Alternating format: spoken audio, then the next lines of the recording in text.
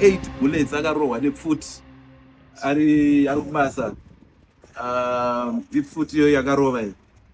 Chinoita ndechekuti ichi chichi vanoiti stomach ndo munopinda tsvina yangu, hamuchakwanisa kuzoitira pachangu, inongobuda yega ichipinda imomo.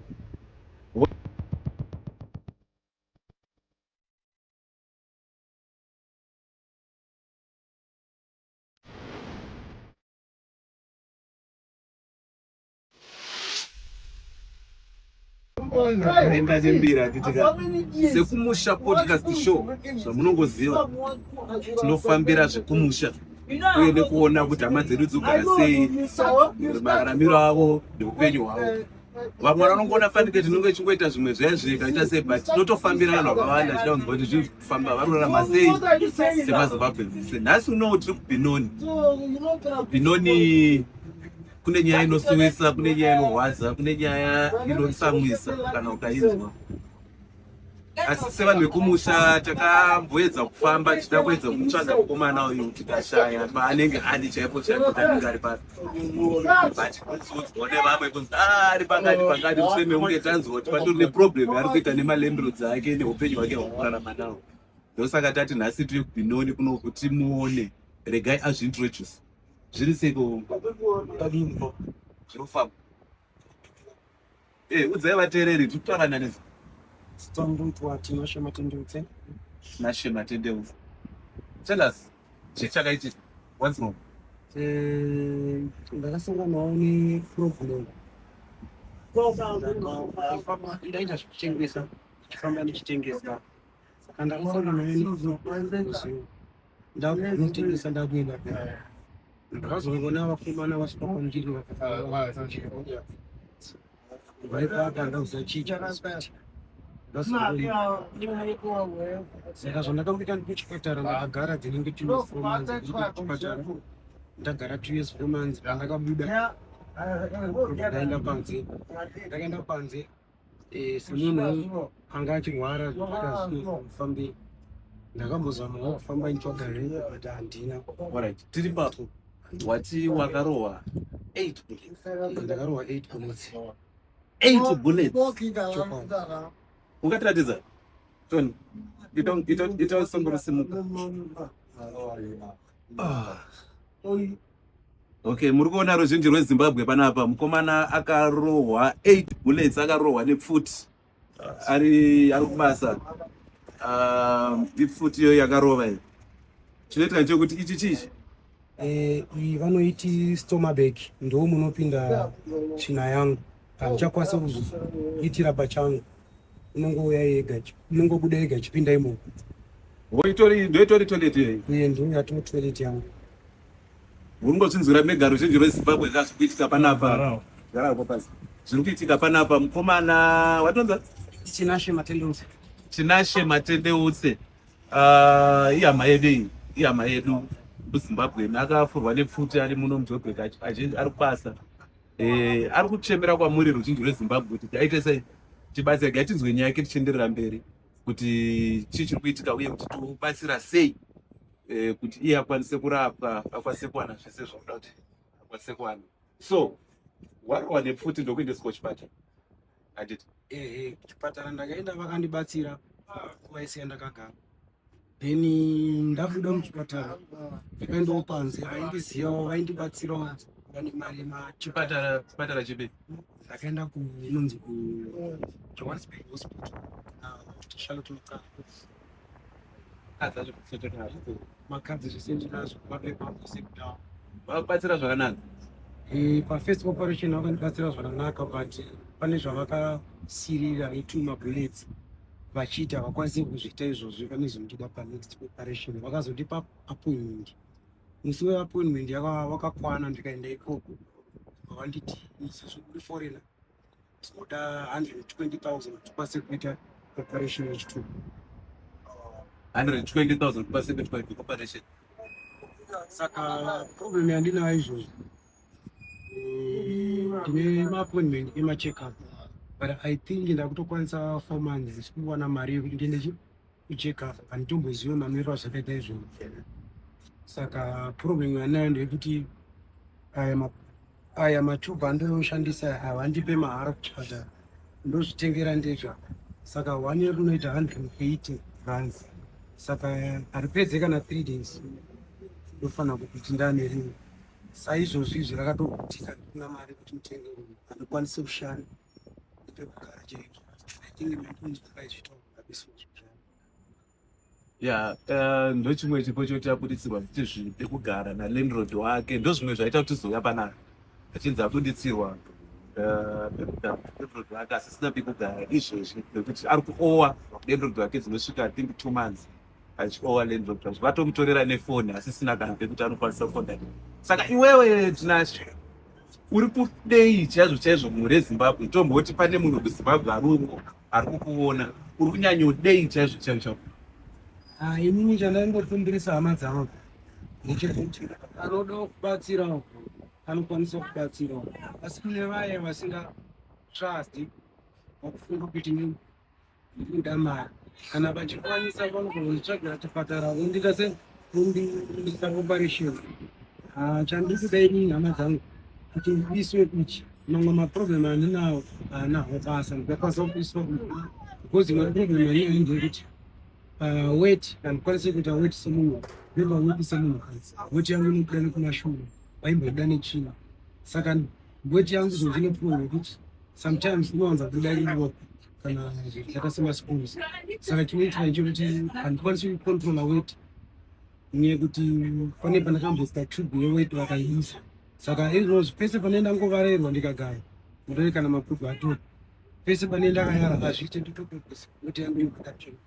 Saka vari kudawo kubatsirawo hama dzangu, munokwanisa unondibhadharira panapo problem.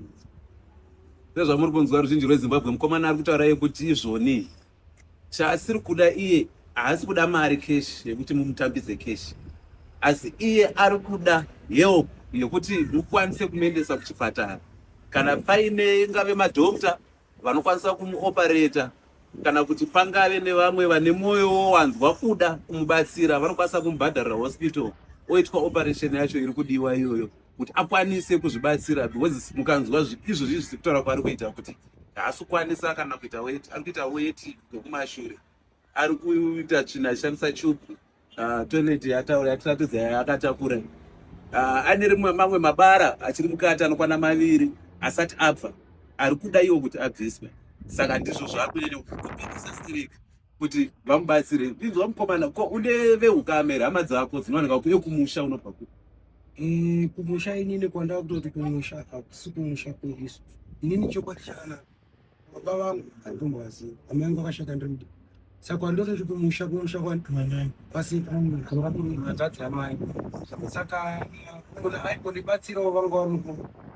Saka ndani amangu akashanda akawira muisini vakushanda karigani. Saka ndiye munhu aita kundibatsira. Saka izvozvi handisina kana munhu anobatsira. Saka kana kumusha kwacho ndikaenda handina help boy, hakuna anokwanisa kundinzwawo chimwe.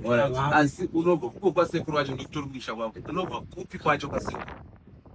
Indobva wachipinga kwachecheche, iwe unobva kupi kwacho exactly? Okay, sekuru wangu vanobva Mondoro kwani? Pamamini. Pamamini. Alright, vanonzi ari sekuru? Vanonzi Chifunze. Mamina is a book, book rekwamamina. But manje handiri kunyepera ise munhu sekuru wangu vanangu ndakangopindawo pawani pandakaenda pakasvika mukova ndokwavamene.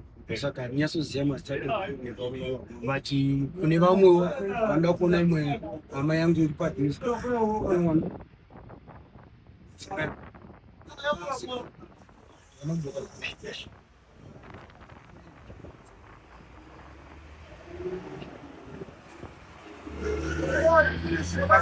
Wani nguva yakaita sei une urwere hwaunda?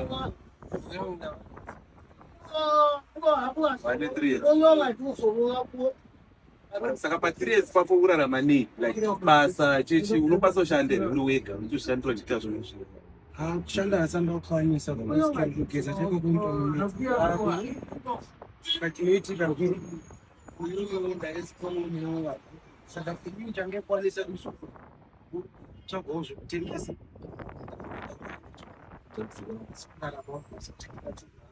vari chimwe chinhu chaakuraramisa isunga pasimuka kutoticho